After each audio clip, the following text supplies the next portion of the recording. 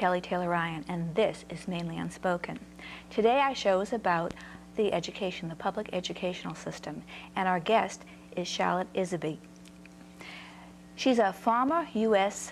Senior former advisor for the Department of Education, and she wrote a book called The Deliberate Dumbing Down of America. Welcome, Charlotte. Thank you very much. So did I get that right? You were a former senior advisor. Senior policy advisor, and it's the U.S.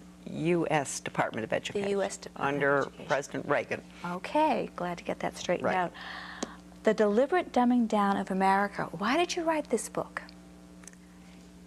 I started researching education in the early 70s after having returned from Europe. Overseas, actually, I had been in the Foreign Service for at least 18 years. Some of that was spent after I got married and living in Belgium with my husband, but I'd lived abroad for pretty much 18 years. And I came back to the United States and put my children in the public school in Camden, Maine. And I was absolutely shocked to see what was happening. And I don't think I was alone. That good public school teachers, older teachers, were also very shocked at the things that they were being required to do. And I kept asking questions such as, well, one very interesting little exercise that was in the New Social Studies textbook, which was called World of Mankind, published by Follett, was for the teacher to take the little tots in first grade through town, whatever town it is in the United States, wherever, and ask them to identify the houses in town, the big houses and the little houses. And what do you think they eat in the big house? What do they eat in the little house? And I thought, what is this? The point being, what? This is, to create the class system, class warfare, really. And I knew that because I'd lived in socialist countries, so I thought, what is going on here? So I went to the school board meeting, not realizing that I was going to be, I caused quite an uproar, and they hauled me up the flagpole as a censor, because I said, what does this have to do with education? I don't really understand. And I realized then that things had changed. And so then I began to check on other things other than social studies, and I saw that they were planning on easing out the grammar. They were planning on getting rid of A, B, C, D, all these things that were quite traditional and had worked very well. The audience has to understand that the United States had the finest education system in the world until probably 1960. And so all of a sudden, and I went out of the country in when did I leave? 1953. And so I left when we had this great system of education. And because they were sticking with the basics. Oh, yes. They were teaching people how to read, how to write, That's right. how to do research. Yes. And then you come back, and all of a sudden, instead of focusing on the basics, they're taking kids down the street and saying, well, what do the people in this big house eat? What do the people in this small? That's right. And the point, but what was the point that they would tell the citizens, not class warfare? Well, that's a very good point you're making. It is, they would say, well, this is a world of mankind. The children have got to understand that there are all different groups of types of income, people who are poor, people in other countries, and later on they were even having the children eating rice for breakfast. And a lot of, the audience saw this. They'd have the children role-playing starving children in Ethiopia or wherever. This is to change their values. The whole purpose of this kind of education, which really is socialization, it's I call it socialism education, really, redistribution of wealth, etc., is to change our children through the schools so that they will be very comfortable living in a socialist world management system. And very clear, the teacher's manual for this particular social studies textbook said, I mean, I don't know that they do that, they're that clear about it anymore. It said it was based on a humanistic curriculum, and they defined that. And they said basically it was children had to be educated to be tolerant of all religions, all lifestyles, They should understand other forms of government, basically. But that's not a bad thing. No, it sounds good, doesn't it? It sounds very good. Yes, but the point was that they were not emphasizing the United States Constitution. They were not emphasizing rights, absolute moral values at all, right and wrong, which had been emphasized in all curriculum ever since this country was founded. And even under the public school system, you know, we had the Ten Commandments hanging in the classroom. No more of that, because you've got to be tolerant of everybody's viewpoint, and everybody means the whole world. So the education from... So it's taking our culture away from Yeah, us. absolutely taking your culture away. So I became very concerned, and I wrote letters to the paper, and I even ran for school board. I finally got elected after 3 tries. And I did manage to get a lot of the very bad programs out, the values clarification, survival games. They were putting them in where the children decide who's going to be allowed to live and who's going to die, who's going to be in the lifeboat, who's going to be allowed in the bomb shelter. They'd be given a list, a priest, a pregnant woman. Some people would say that's critical thinking, teaching them how to think. Well, you're correct. And critical thinking, you see, was the label that was given to the values clarification after the tremendous controversy over values clarification. And it's the same thing. In fact, Lenin coined the word critical thinking. Is that right? Yes, and it's non-absolutist thinking that evolves, and it's the dialectic where you have the thesis and the antithesis. For instance, it's wrong to steal. That's the thesis. The antithesis is it's okay. And so you come to the synthesis is sometimes it's okay. And you can do this with anything: stealing, murder, abortion, whatever. And so there's no right or wrong. You end up with a synthesis where sometimes it's okay, and then you just keep moving, you know, towards the non-absolutist viewpoint, and you sort of end up where it's okay all the time. Abortion is a very good issue to take on that score. I mean, we've finally gotten to the point where it's just okay, huh? But there used to be a time when sometimes it's okay. So anyway, the textbook was very clear that the goal of this particular social studies program was to, at a very early age, start to change the children's attitudes and values. Really brainwashing. This is what it is. And I recognize that because I had lived in socialist countries, traveled in communist countries. And so this retired teacher came to me. Really nice woman. She was so important in my life, and in everybody's life for that matter. I mean, the book probably never would have happened if it hadn't been for this retired teacher. And she said, "Charlotte, you're absolutely right. I want you to go for some in-service training down east in Searsport, Maine." And she said, "I'm going to pay." And I said, "Well, oh, all right." She gave me a $100 bill. That's a lot back in 1973. Mm-hmm. And I went. And all these people seemed very normal, nice teachers, you know, look like your best friend, your neighbor. And the guy who was running it, the facilitator, had this great big textbook that we all got that free. It came part of the package. And it was called Innovations in Education, a Change Agent's Guide. A Change Agent's Guide. Okay. And who was putting this on again? This was it was a group in Maine. I can't remember the name of the education group it was, but they sponsored it. I don't know that it was even the Department of Education. But the textbook was published and paid for by the United States Department of Education. Mm-hmm. And it was put together by a professor, Ronald Havelock, at the University of Michigan in Ann Arbor. And basically what we were taught was that we were being taught to be change agents, how to go into a community as a teacher, or even some parents are selected, you know, who are all gung-ho for this new stuff. Well, it's not new anymore. They were putting it in the early 70s.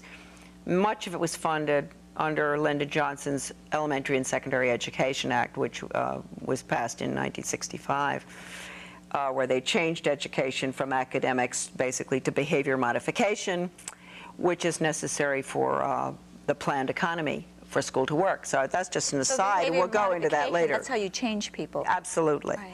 And control them. And control them.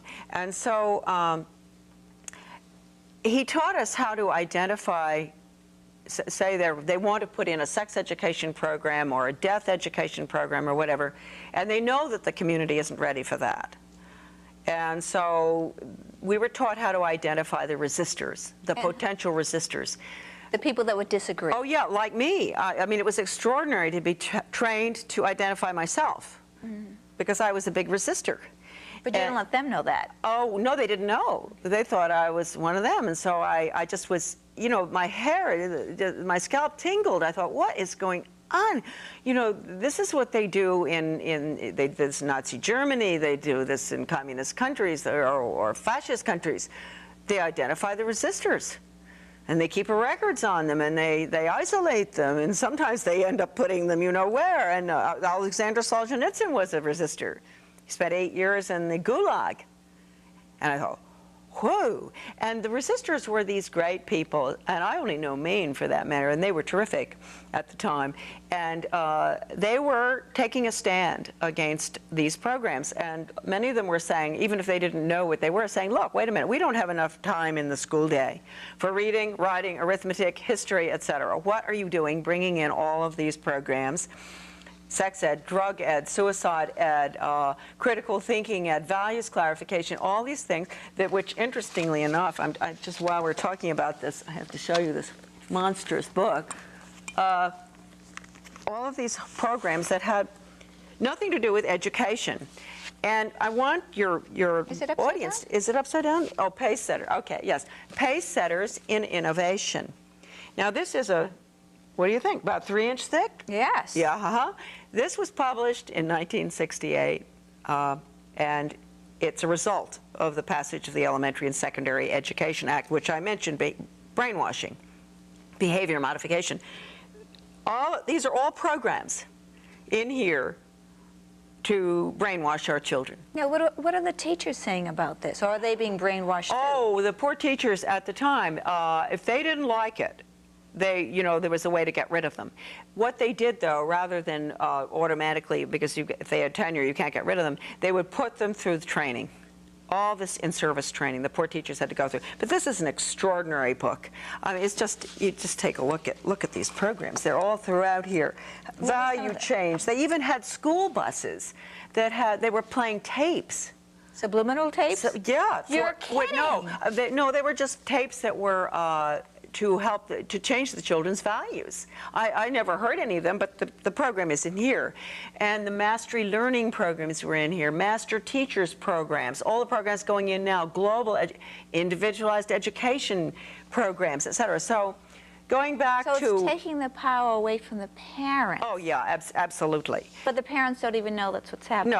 No, and they trust. They're so trusting. So anyway, I went through that, and then we were also taught how to identify the important people in the community, really good people who want to help and volunteer to be on task forces to implement these things, whether they're Chamber of Commerce, the Rotary, Garden Club, and these poor people have been used.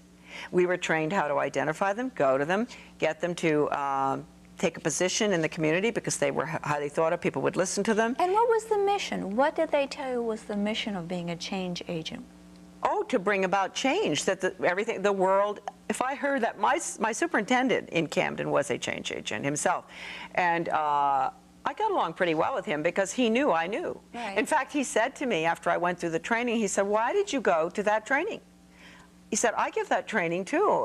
You could have taken it from me. And I said to him, Tom, I didn't have to take it from you. All I have to do is sit opposite you at a school board meeting. Yeah. Because I know how you all operate. And it is so sad that the education establishment at the highest levels, I'm not talking about teachers, has decided that they have to manipulate the people in order to get the programs. But why would a superintendent in Maine, a very small community, want to change his community? What is he getting at? Oh, well, no, he's really not getting anything, but he's a professional change agent. And I might point out that Maine is very important for this. Maine has had the National Training Laboratories in Bethel, Maine ever since the 50s.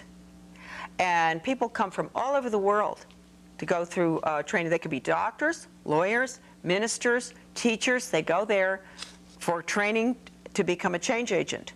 Here in Maine? Yes, and this is in Bethel, Maine, and we ski in Bethel, Maine, and you know, we ski in Sunday River, and I've been over there in the summer, but they're usually closed whenever I go, but it's an old estate that was converted, and the people involved in this were deeply involved in intelligence in the beginning with the OSS, the Office of Strategic Services, prior to the Central Intelligence Agency, and they understand brainwashing. And so who's in charge of all this? You're telling me, if I'm hearing this correctly. Yes, the National Education Association, the United States Department of Education. You have to remember that the U.S. Department of Ed, this will come as a surprise to many people, does fund the National Education Association for various purposes. Not all the time, but it is funded by the National Education, by the department.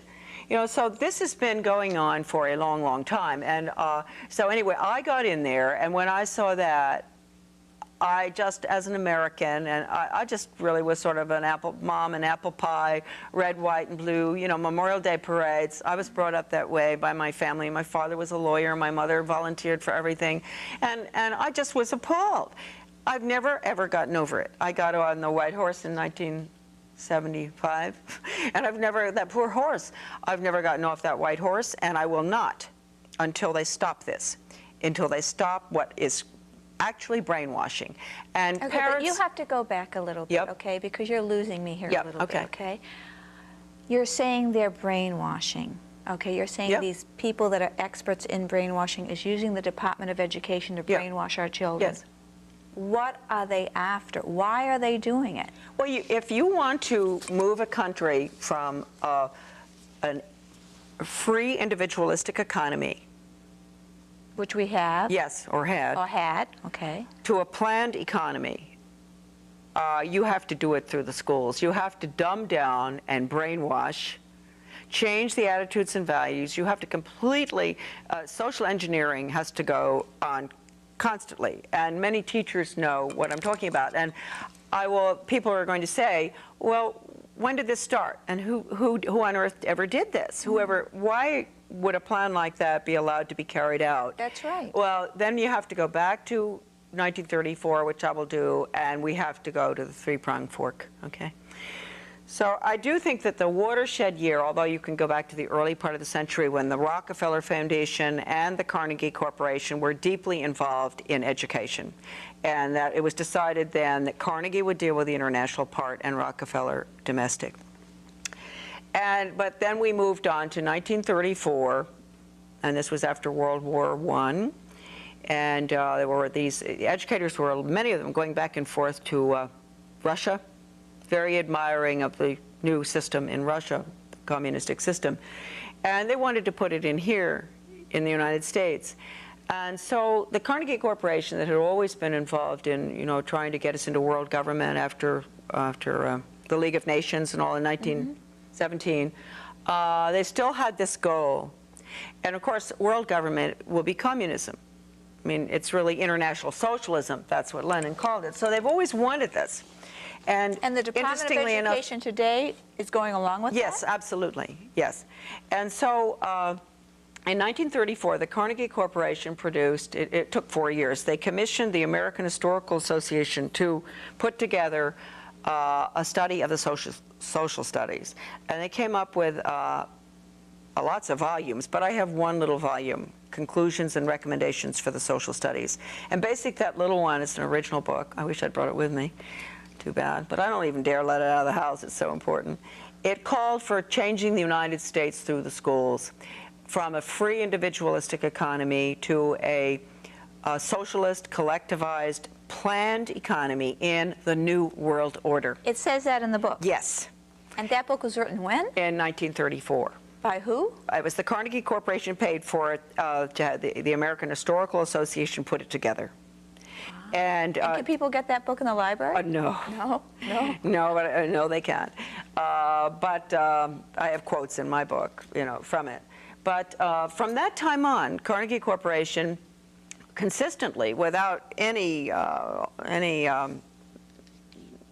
hesitation whatsoever, didn't run into any obstruction, poured its money, its tax-exempt money, which we make possible for them to have, into changing American education.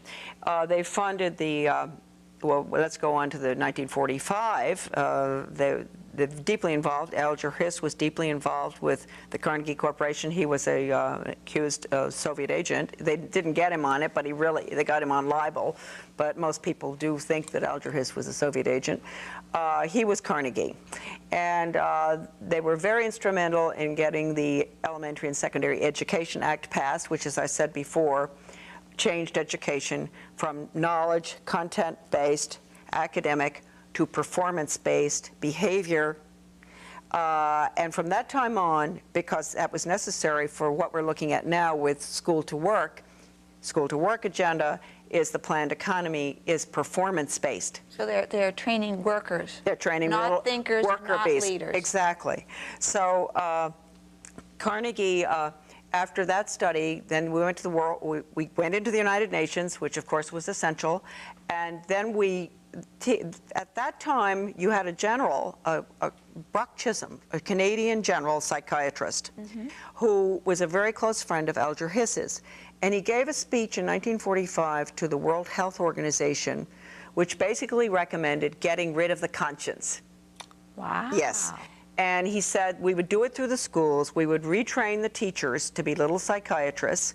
And what happened was that the average American educator at that time was not about, in 1945, to even listen to something like that. Right. And so nothing happened until the watershed year, again, another watershed year, 1965, when the Elementary and Secondary Education Act passed, and we moved then from academics to behavior change. And the behavior science teacher education program was funded.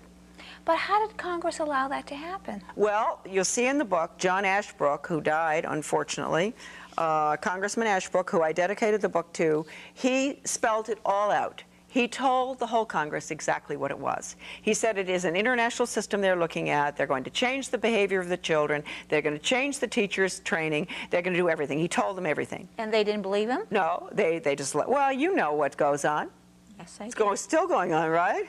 So anyway, they passed that in 1965. The teachers were retrained. All of these horrible programs, right? By 1968, the money had gone into all of these programs to get rid of the conscience, basically. Drug ed, all these programs, parents, really, when you see education hanging on the end of drug education, sex education, critical thinking education, red flag. You don't have reading education, writing education, math education, or we didn't used to. When you see education hanging on the end of something, except for driver's ed, which I think is probably pretty neutral, that means watch it. Because those programs, I've never seen one of those programs that was based on absolutes, right and wrong. But the parents of the children today have gone through that program. So Yes. they've already been brainwashed. So they're not going to believe Well, you. yes, they do believe me. Many of them call, and when I do radio interviews, they'll call in and say, I went through all of that. I know exactly what you're talking about. And of course, the teachers know. And many teachers do not like that, did not ever want to do it. Behind closed doors, they did their own thing. Now they're not going to be able to get away with it because they're going to be required, due to the standards that are being set and the accountability, the whole what's going on in Washington now with the reauthorization of the Elementary and Secondary Education Act is nothing but brainwashing. And people, you hear standards and accountability and flexibility, all of this.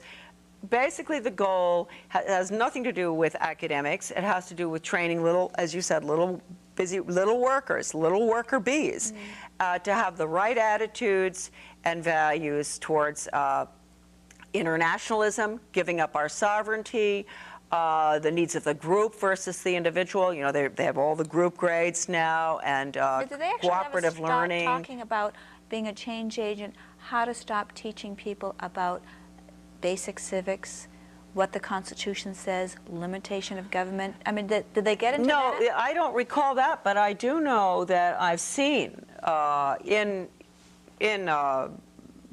attend a lot of in-service things too, you know.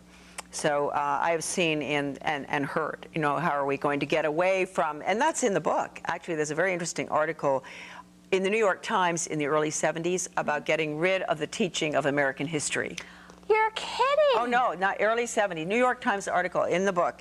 And it says that, yes, and we're not going to talk about George Washington anymore. We're going to focus on the world, because you have to get these world-minded students, or else they're going to rebel. If you want to put the Americans under a global management system or whatever it is, be very careful you don't teach them the Constitution, the Bill of Rights. Don't let them have any history, because they are going to object when this system is taken away from them. But they won't now. You could take the Constitution away from the American people right now, and they wouldn't care, because they don't even know what it is. They don't know what it is. Well, they don't know what it is. It protects them. It protects their rights. The reading problem. If you're so dumbed down, if you can't read, I've always said you can't defend yourself. That's right.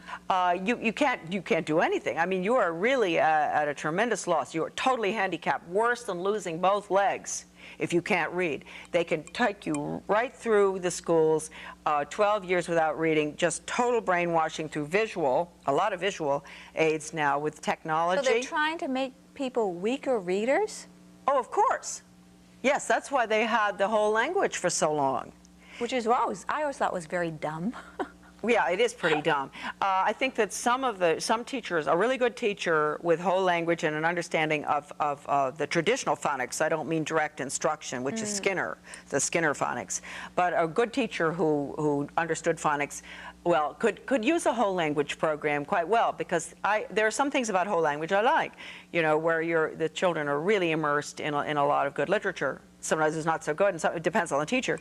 But anyway, the dumbing down was absolutely deliberate, and you don't even have to go through all of the documents that I have in my book, but just ask yourself, why is it that last week the Senate voted in the House on the reauthorization of the Elementary and Secondary Education Act, and it comes to something like, I mean, it's unbelievable. I mean,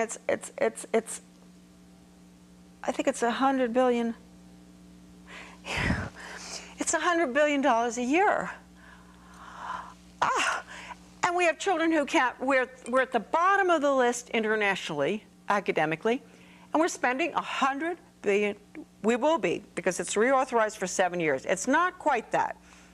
I have to be fair, but with the interest that's going to be paid on the debt, yes, it will be. $100 billion a year. And you have homeschoolers and private schools that are doing it on $2,000 a year per pupil. So we don't need to spend all that money. We don't, but you see, the brainwashing is horribly expensive.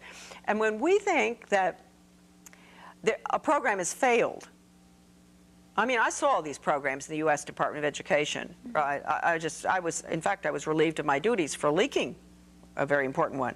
But when we think a program has failed, you and I, to the top educators, not the teachers, the top educators, it's successful, because that's what they want. And they take their orders not just from the U.S. Department of Ed. I know this because I was there. I know where we got our orders from. Where? The UN. We get it from the UN? Yes, and this is an international plan, and I just took something off my email today out of England. England is putting in the exact workforce training, the exact standards, the exact teach to the test, which no good teacher wants, teaching to the test. They're going to fire the teachers who won't teach to the test. I mean, and they're going to fire the teachers who don't get the results. What's interesting is if you go back to the late 1800s in England, in my book, they had a form of outcome-based education.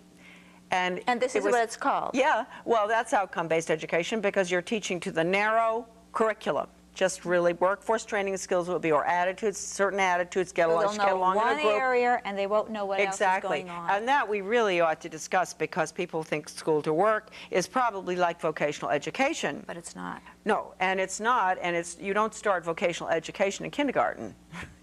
And school to work is being started in kindergarten, where they're focusing on work and jobs, etc., and taking children to nursing homes, this, that, and all. And by 4th grade in some states, they're psychologically profiling the child to find out, can you imagine in 4th grade, what he would be good at, what he should do in the future. And what they will start doing is they will apply the curriculum. It's called applied learning. And you might think, as a mother or father, that your child is taking a regular math program for first grade or second grade. Let's say fourth grade. And you better find out, because your child's future may have already been identified. So are you suggesting everyone take their kids out of public school and homeschool them? Well, yeah, well, if possible, that certainly is a good idea, but a lot of parents, including myself, probably wouldn't. I don't think I would have been very good at homeschooling. But what I'm suggesting is that parents take their children out of the public school system, but there's a caveat there. They should find a good private school if they can, and homeschooling, of course, is good. But make sure that the private school that you select, whether it could be a Christian school or an independent, non-sectarian school, is not worse than the public school. I have found out from many parents who've done this that they want to put their children back in the public school. Now, they may have had a pretty good public school. At this point, there are some public schools that are still pretty good, but they won't be for long, because they are going to get rid of it. I don't want to go into ones in Maine, because I really, as I told you, I've got a lot of documents on Maine, but I decided that my efforts could be better spent on a national basis rather than getting deeply involved in Maine, because I would have become much too close to the problem and become very upset. Maine is leading the pack with the restructuring. That's all that I can say. And they've been doing that since when? Oh, yeah. Well, they've been doing it since the mid-20s, when this Augustus Thomas was named superintendent of schools in Maine, and he was a big internationalist. And he gave a speech to the National Education Association in regard to the need for using the schools to bring about world government. So he was... Back in the 1800s, he No, said that? this was in 1922. 1922, I think. That. And so he was the head of the Carnegie Corporation, but he was part of that pack. It was a very... These gentlemen, and they were gentlemen at that time, and I think that well-meaning. I really believe after World War I, they all sort of fell for this idea that we never want to have another war again, and we're all going to have to get along, and we hear all this now too. And also that the Soviet Union, when it was first created in 1917, I believe it was 1917 that he may have given that speech, yeah. Yeah, huh? They thought that this was a good idea.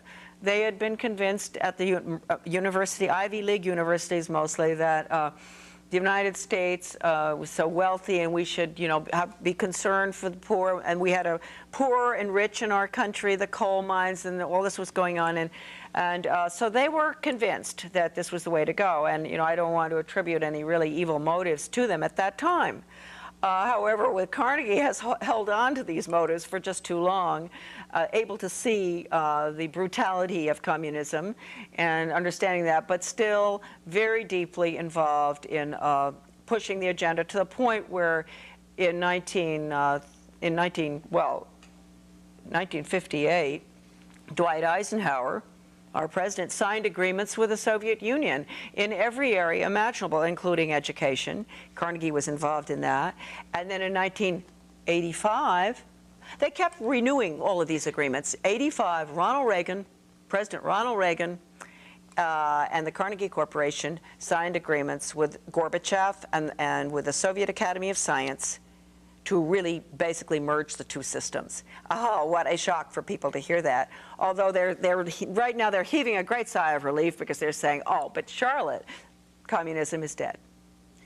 The Department of Education, is that constitutional? No, it is not constitutional, and there is nowhere in the Constitution that it calls for a Department of Education. Anything not mentioned, as you know, in the Constitution as the role of the federal government is left to the states. So when did the Department of Education come into being? In 1978. 1978? Yes, under Carter, under President Carter. He promised the NEA that if he could get their votes. And the interesting thing there was that the majority of teachers at the time did not want a U.S. Department of Education. And why is that? Oh, well, because they're smart. They know that this is going to control what they teach and how they teach. They don't want that. And but anyway, it was created. And then Ronald Reagan, who I just mentioned, signed the agreements with the Soviet Union. Those agreements are a whopper, I can tell you that. Curriculum exchanges, developing curriculum on critical thinking with the Soviet Union. All of this led to implementing the Soviet Polytech system, which is the school to work. And people could say that's not possible. It is. There was a $4 million grant to a professor that's in my book to research the Soviet Polytech system. And so what we're putting in is the failed Soviet Polytech system. And people are out there, and they're probably saying, and I really plead with my good friends in Maine or in any state, please do not sell your children short and tell me that, oh, all I care about is that my child gets a job. Oh, wow. Please don't tell me that anymore, because you should care about your child having access, exposure to a liberal arts curriculum, which means history and math and science and art and music. And choosing the life he wants. And yes, very good, what you just said, choosing the life he wants. And I had a radio interview with in Minnesota recently, and I was talking about this. It was a very good, it was an old rock and roll station, really interesting guys listening, and a lot of people wondered, you know, how I got on that. I don't know how I got on, but it was so successful. And this lady emailed me after I talked about this, and she said, you have no idea. My son was with me in the car. He's 12, and I've had a terribly hard time with him. We homeschool him, and he wants to go back to public school, and he's been miserable and all, but he heard you talking about the school to work. And he said, just what you said, he said, Mom, I want to choose my future. And you know what he did? He went, even though Congress doesn't understand the dangers of school to work, this 12-year-old went to this big rally in Minneapolis where they're trying to kill the legislation which is implementing all this restructuring. I wish we had the same thing going in Maine to kill it here. He went to the hearing at the State House, and he had a big sign which said, I want to choose my future. And I think this is great, because why is it that he at 12 understood what school to work is, but you can't get Governor McKernan when he was governor, you can't get Senator Mary Small to understand it, you can't get Jane Amero, you can't get Governor King, you can't get any of the people involved in implementing this in Maine, because they do not want to understand it. They have been given all of the documents, and I think this is so sad. What about Olympia Snowe and Susan Collins? No, I'm not going to do anything. And all I can say is that when they voted Goals 2000 in, and the school to work legislation in the 90s and the 80s. First of all, it was really Ronald Reagan started it. Then you had Lamar Alexander. These are all Republicans. First of all, Ted Bell was the Secretary of Education. Then you had Lamar Alexander, and then you had and Bill Bennett. Oh, all Republicans. And all of this, and then President Bush, the former President Bush, in the congressional record in my book, calls for the apprenticeship system, calls for training the children for the workforce. Then his son, of course, then you have Clinton, who was involved in it too, all the governors involved. And then you have George Bush Jr. implementing it. His bill, the education bill that just is passing right now, is embraced by Senator Ted Kennedy. Now, if people don't understand here that we have a serious problem, the Republicans and the Democrats at the top are totally in bed together on this. And that's because they are both controlled by the internationalists. And the international agenda is this. And Strobe Talbot, who was the Undersecretary of State for Bill Clinton, in 1992, he gave a very important, he had an interview with Time magazine, I think, and he said, this is verbatim, Strobe Talbot, Rhodes Scholar, went to Oxford with Bill Clinton, very close to Clinton, ended up working for Madeleine Albright. He said, in the next century, which is right now, we're sitting here, the United States will cease to exist in its present form. That's pretty sad. And we will owe our allegiance to a global government. Now, I want your audience out there to understand that this restructuring of education, which has been in the works for 100 years, as I've tried to point out, is just the culmination of the plan. It has been a deliberate dumbing down. They never could have done it to us if we'd been well educated. To make it easier to control. Exactly. And to put us under. And we will go under if people don't wake up. And the only way that I believe the education system is the most important thing of all, because that's where the way you educate your children, their attitudes, their values, their understanding of freedom, etc., is cultivated in the schools. And if they do not have that, they're going to allow the most magnificent system, political and economic system the world has ever known, to die. And it's dying right now because Congress voted to change our form of government in the 90s when they voted in the School to Work agenda and the Goals 2000. They did, because if you change an economic system to a planned economy, there's no freedom left. In fact, the Business Alliance, it's one of these big groups. I have a document here. It takes too long to go into all these documents, but from them, and you know what it says? This is for people in your audience who think you're off the hook. Oh no, Grandma, you're not off the hook. Neither are you, Grandpa, because it's kindergarten through age 80. That they're going to be brainwashing. Yes, and it is on this piece of paper, kindergarten through age 80. And that is why Andy Rooney, you know, who does 60 Minutes, a couple of weeks ago, he was floating this balloon about people who aren't going to retire as early as they used to. Isn't this wonderful? Folks, you can work a little longer because you're so much healthier. They're just getting us used to that. We're going to work until we die. Yeah, we're serfs. And this is all documented. And this is an international plan. They have in Hong Kong, they've got OBE, they've got everything they've got in Maine. Was it a plan then to get both families or both parents to have to work then? Oh yes, and the Federal Reserve did that through creating, you know, inflation, deflation. And that's to weaken the family? They had to do that. They had to get the mom out so that they could get the schools into the, I showed you that. This is just extraordinary, this little document here. This is Maine, and it's so exciting, this one, that I sent it. I had all my friends around. Maine's always in the vanguard on all of this stuff, right? Sorry, that's where your tax money is going, folks out there, you know, into doing a lot of pilot studies for the rest of the country and world, probably. Actually, the Common Core of learning that Maine has, it says in one of their documents that it's been used in 9 foreign countries. So anyway, this is called a reaffirmation of faith in Maine's public schools. And you're talking about getting rid of the family influence, et cetera. You have this, this building. It looks like a Greek temple. And it has 1, 2, 3, 4, 5 columns. And I'll show it to you all later. But I have to read this. One column is educational system, families, religious institutions. Isn't this interesting for the public schools to be concerned about religious institutions? There was supposed to be a separation there. Community, business and industry. There it is. And this is loaded. This document is loaded. And so... so the business world wants to control us by turning us into serfs. Oh, yes. And they want to get your children the minute they're born. And Lamar Alexander, Republican Secretary of Education and Governor, he's the one who said we want to go into the schools the minute the baby is born and follow the child. To train them right. That's right. And to make sure they're healthy, that's the school-based clinics. That's where you have they're bringing in the medical services into the schools. They want healthy workers. That's right. From the beginning, they don't want anything to go wrong, so that worker is going to be the perfect worker.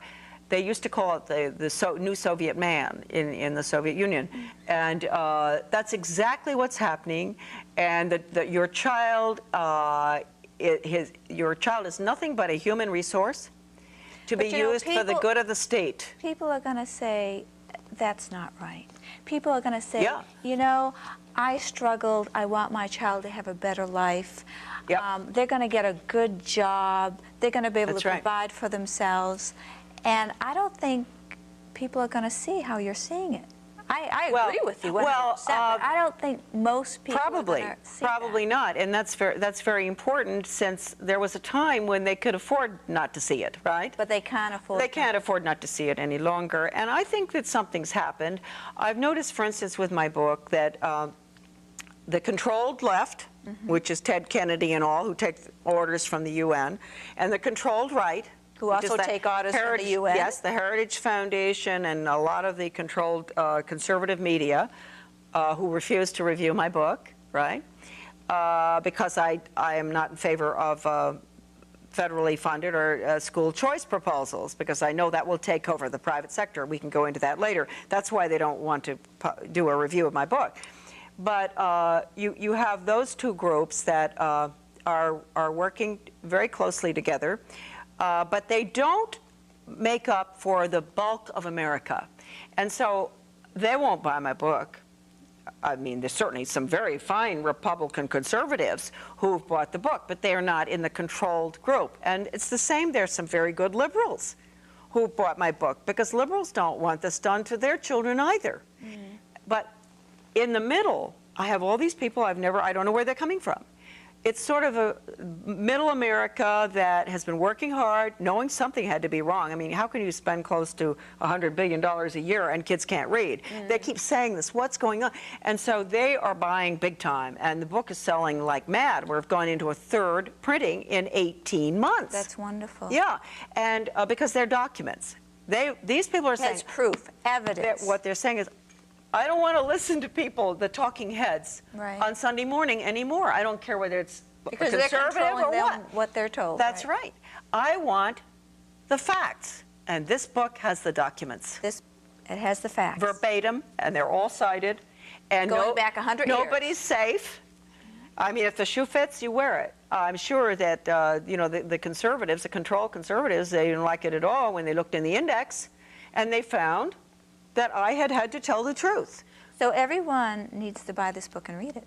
They sure do, and especially educators, and I'd say especially everybody. I think the most important people right now, because the only way we get out of this mess is to get rid of the United States Department of Education. Abolish it totally. That sounds pretty radical. Bring all control back. Well, it really isn't. The radical thing is that we decided to create a Ministry of Education, which is what every single socialist country in this world has. And that was the radical thing that we did. So what we do is bring education back to the local level, bring all our money back to the local level, let our teachers determine what curriculum they feel is best for our children. And let the family teach the values. And let the family teach the values, and bring our education system back to the status it had prior to the 1960s. Truly, folks, it was the finest in the world. That doesn't mean that we had I mean, in Europe you have the elite, which is going to be, again, you see, this is going to be the elite. 10 or 20% will get the liberal arts, get that, because they're going to be the leaders in this wretched system. But below that, they always had the people that didn't get the education. Whereas in our country, we had an education system where everybody, supposedly, there were always gaps, that's true, but everybody was supposed to have at least exposure to ancient history. Interesting point. I'm just make this point because I love to mention it. Rockland, Maine, in the early 70s. We're talking about liberal arts, math, science, all these things. In Rockland, Maine, I got a hold of a Breasted's ancient history book. Required, 1972, required for sophomores. That's one of the finest history books that's ever been written. He is probably the most credentialed scholar in ancient history in the world. Now, I mean, since 1972, what has happened? The whole thing has collapsed. They don't want our children to be exposed to any of this. They don't want them to know history, because if you don't know history, you'll repeat those mistakes, won't you? That's right, absolutely. Exactly. And they want to change their attitudes and values from those that the moms and dads have tried to instill in them, so that there's no right, no wrong. Sometimes it's okay to stay. Well, they're going to say, Charlotte, they're teaching history. What do you mean by that? Oh, no. They're teaching global studies. They're not teaching the Maine Constitution. Certainly, I think they got rid of teaching those things quite a long time ago. And the old-time teachers, thank heavens my boys in the early 70s, before our change agent really accomplished a great deal of bad, evil stuff, I think. But those teachers were there for my children. And it was interesting. They hadn't been through, the University of Maine Teachers College and all. They were normal school or something. They didn't have all these degrees, but they knew how to teach reading and writing. The children had to have the multiplication tables. They had to draw a map of the United States. They had to name all the capitals. They had to know how much rainfall in Florida. All this they had to do. So this was the early 70s. I was very lucky. My boys were lucky. When they got into middle school and high school, things started then. We started getting into the individual education plans, which sounds so good, but you have an IEP. They have them in China, too. That's how they keep the record on the individual citizen. So they have the individual education plan for education. They started that way. Now everything's going in. The individual education plan is just for the special ed It used to be, but not anymore. Oh, really? And Kennebunkport was the first school to experiment with this, and I got a hold of it after I got out of the department because it got an award from the U.S. Department of Ed. And I got a hold of the material, and it said in there that they were putting in the IEPs, individual education plans. So the children are no longer competing with other children. They're working at their own pace. This is the real dumbing down, if you've ever heard of that. It sounds so nice. And you know, children that are wanting to work at their own pace with no competition, I never would have gotten anywhere that way. But at the time, the special education teachers were teaching or training the regular academic teachers in Kennebunkport on how to do these plans. And it said right in the book, the booklet, or the award on it, that no, it wasn't in that booklet, it was in another one I got a hold of, that the regular education teachers did not want to do this, and it was not their role to be guidance counselors and to follow the child's behavior and attitudes and all, and they did not want to they didn't want to have any part of IEPs. But they had no choice. No, and the IEP is essential if you think in terms of the computer. You see, and the IEP, because the computer can track everything that a child knows, thinks, does, whatever.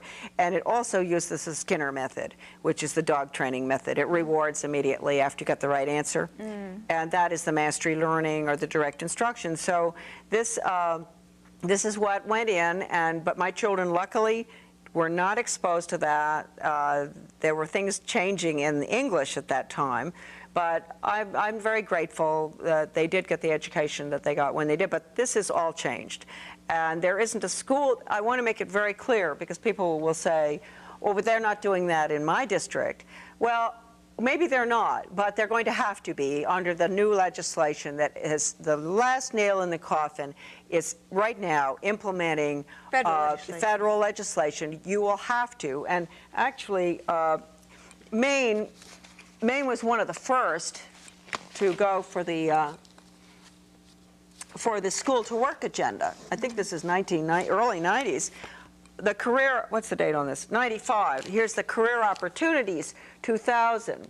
State of Maine application for a statewide school to work opportunity system implementation grant. That is an unbelievable document. I'm sure they wish they hadn't given it to me. But you see, that was 1992. Now there's some states that they hadn't gotten their money until the year 2000. So Maine has always been way ahead. Governor McKernan. That's because, so that guy, Augustus? Yeah, could well be, and he was a good friend probably of Andrew Carnegie's, who knows, because it was the same period of time. And then along came Maine's Common Core of Learning, which, you know, if you look through this thing, it has absolutely nothing to do with academics, but we have to understand that the semantic deception. I'd like to talk about the three prongs? Yeah, a good way to remember this, the three-prong fork, because I don't want your audience, or anybody for that matter, to feel like they were asleep at the switch. But I really don't think I think even if you'd been awake at the switch, you would not have been able to notice how this was done. And I think it's a very diabolical, manipulative way. They used the three-prong fork. And the first prong is everybody knows about the frog in the cold water. You slowly turn up the heat, and he doesn't notice he's being cooked. That's right. And that's what's been happening to us. That's right. We're just about cooked now. Okay. But we have people like you, and we have a lot of wonderful people out there who I think are waking up, and the book is helping a lot. But so the gradualism, the frog was probably thrown in the cold water around 1910. You know. Oh, wow. So it was a very slow cook. Yes, slow cook. But 1934 was the watershed year. That's when the water got pretty hot. With Carnegie saying we're going to use the schools to change America from a free individualistic economy to a socialist, collectivist, planned economy in. believe it or not, the New World Order. I have to remember the quote from Strobe Talbot in 1992. He certainly knew this had been going on for a long time, and so did Bill Clinton. So anyway, you have the gradualism. And there's a marvelous quote in there from a leading change agent in the Montgomery County School Plan out of Maryland in that plan was what was that? That was 48, I think. Yeah.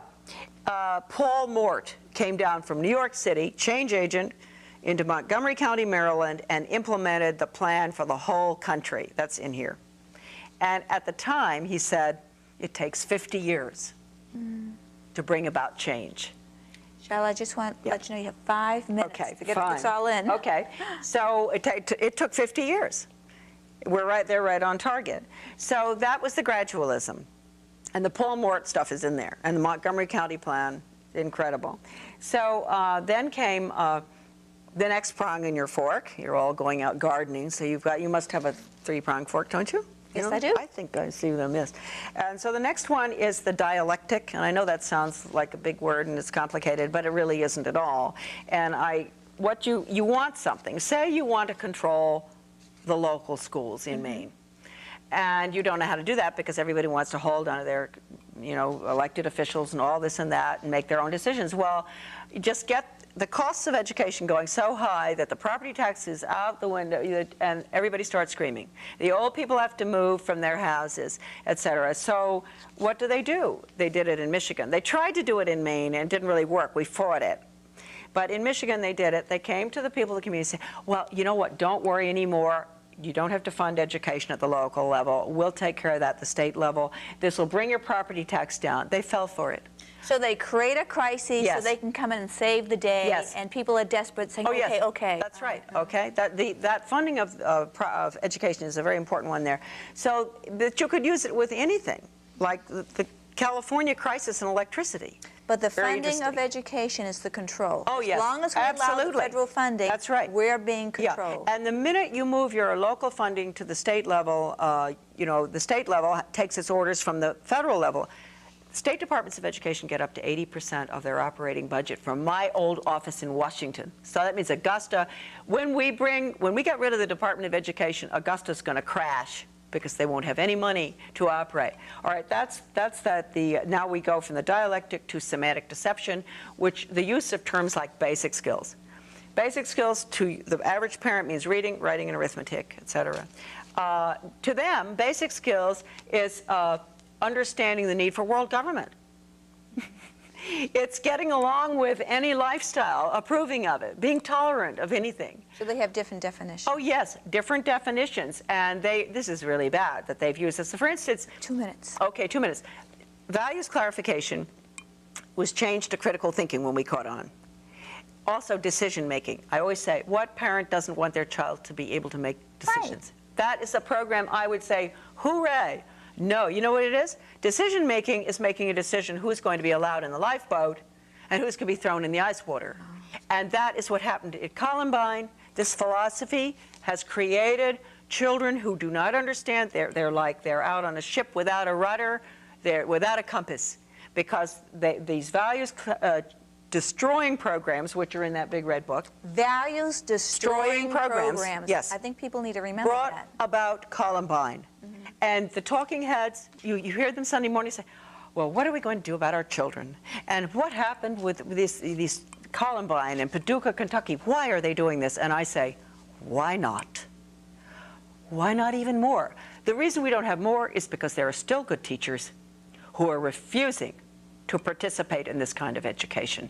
And I plead with people not to fall for the school choice proposals. There is no school choice proposal that is legitimate or safe, as far as I've seen, except for homeschooling. And be very careful, don't accept anything from the local school system. If you do, computers or money or anything, you will be controlled. And so but tuition tax credits or vouchers are very dangerous. France went down the tube with tuition tax credits. If you accept a penny from the federal government, you're going to have to conform your curriculum, your standards, your graduation requirements, etc., to the federal government, which is actually the international government. Charlotte, what's the name of your group in Maine? Oh, we no longer exist, actually, because the wonderful president of it is not well. But it was Guardians of Education for Maine, and we were in existence for 23 years, and we did quite a lot of good. But I think our time has sort of passed. Is it on a website, or is it the website's off too? I think it may have a website. Yes, GEM, Guardians of Education for Maine.